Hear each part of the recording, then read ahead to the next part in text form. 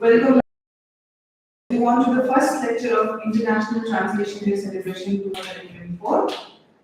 I invite Professor Tharakeshwar, International Translation Day 2024. Over to you, sir.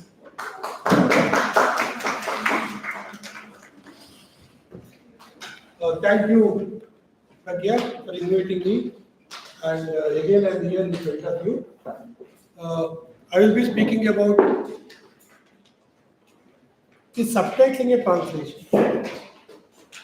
Because many people think that translation means translating a text from one language into another. So it's subtitle a translation. If it is translation, in what way it is translation? First, we need to understand what is translation. To compare subtitling, whether to see whether subtitling is translation or not. So what is translation? Any definition that you would like to come up with? Some of you are practicing translators, and generally in India I say that even if you are not a practicing translator who are paid, all of us are translators. Because India is a multilingual country, and most of us who are educated will have more than one language to speak. So we'll have what we generally call as our home language. Some people also call it as mother tongue. Learning. So English is not compulsory. We have made it compulsory. We generally talk about two languages.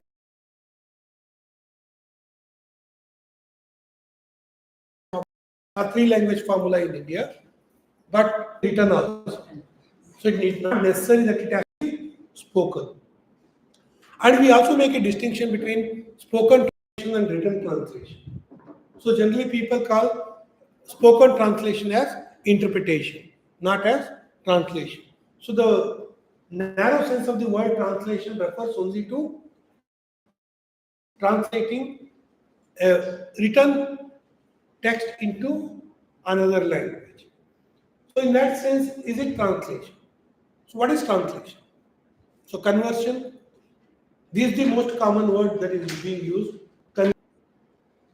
But the general definition that you get when you read textbooks is that transfer of meaning from one language into another.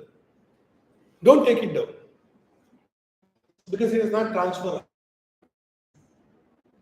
But generally people think like that it is translation. Translation means transfer of meaning.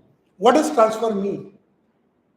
If I transfer my PhD student from this department to another department, will it be called as translation?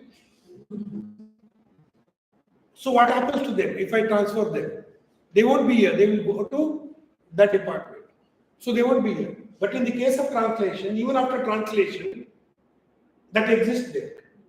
So in that sense, it is not transfer also. So what is the appropriate way we need to understand? How do we understand? So he takes a duplication. So if I make a copy of it, will it become translation?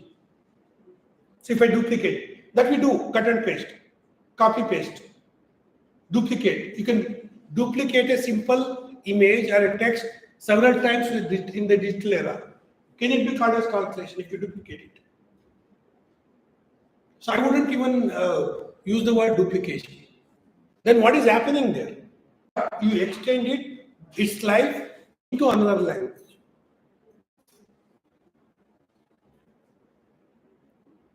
So that is one way of understanding it. But is it extension? Enhancing. All of you are familiar with digital things.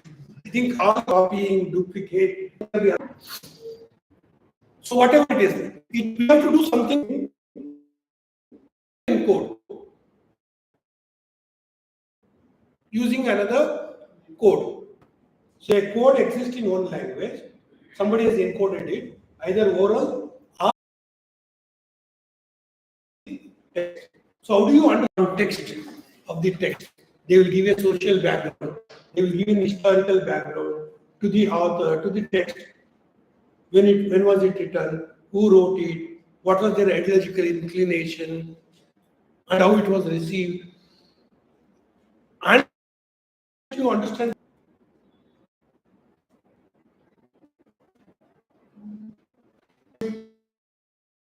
changing. The way Shakespeare wrote, this is the mode that I'm adopting when I'm addressing orally. When they in front of me.